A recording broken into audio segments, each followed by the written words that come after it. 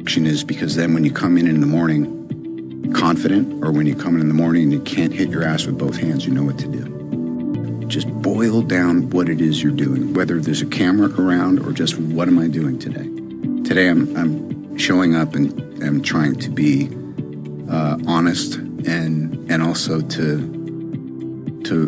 listen and learn. I think part of the reason I'm still so interested, not just in life, but also, getting to do what I do, is I'm a fan. I love movies. I love creativity. I love music. I love culture. And the fact that I actually have a place in it while I'm observing it and digging it is like, it's an honor. This concept of things just sort of falling into place. I'm a big believer in that too. Yeah. What is that though? Is that you getting out of your own way? Like what is that? Isn't that 70% of it? Yeah. Yeah. I'd say it's 70% maintenance of what can I do to do my part to stay out of the way.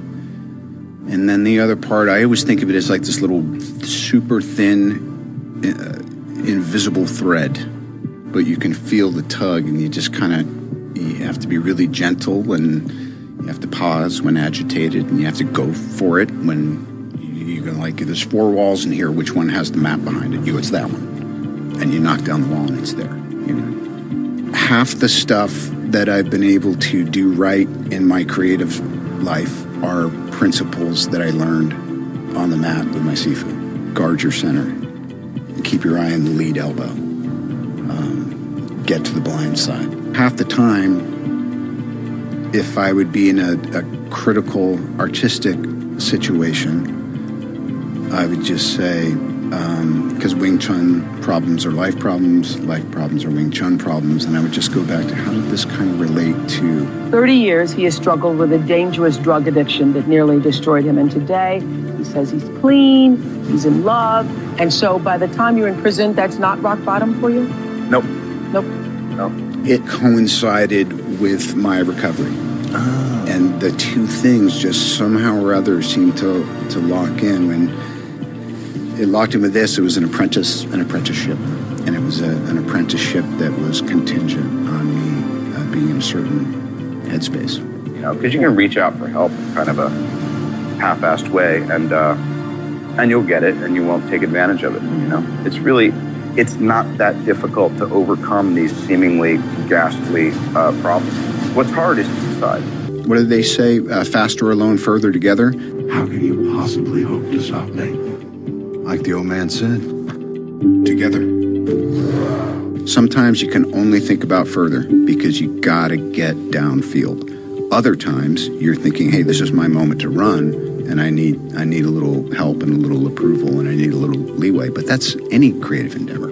It's easy to embrace hopelessness when things seem insurmountable.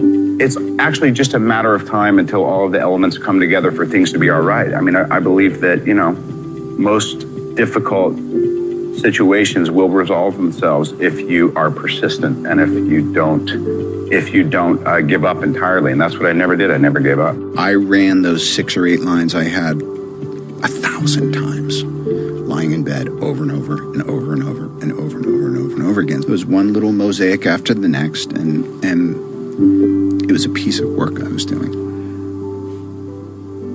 And I cared about doing it as professionally and as honestly as I could. At this point in my life and being, kind of middle-aged and all that, well, I know I'm going to fly around the world and I'm going to sell some soap. And I know I have a new project, and I know I've just retired my jersey on this 12-year journey I've been on. And how do I want to start? And it came up, how would you like it? I go, yes, that's exactly what I'm going to do. I'm going to go have the Joe Rogan experience and kick off this year and this season and this new chapter by doing what I love, which is an interview as we're looking at each other, and there's a give and take. I went to rehab, and I stayed in the same room that Robert Downey Jr. stayed in. He became my idol because of Iron Man and what he did with his career. I made him my mentor without him even knowing about it. He wrote on a corkboard in McCallum Hall, "I am here with you all." Where is your heart? it's easy to believe that things are gathering momentum and going into a negative place. I mean, I think human nature can tend to be a little bit critical of itself. Sometimes you just got to go, yeah, I effed up. I just took full advantage of it. I mean, even though it wasn't the end of my struggle, I made the best use of that time that I could, because they say if you don't do the time will do you. You earn 8 cents an hour?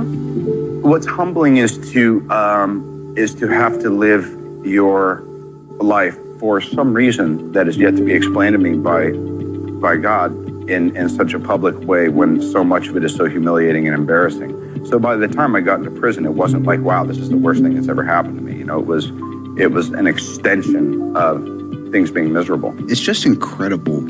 Our culture never encourages taking a break, never encourages saying, don't chase that thing.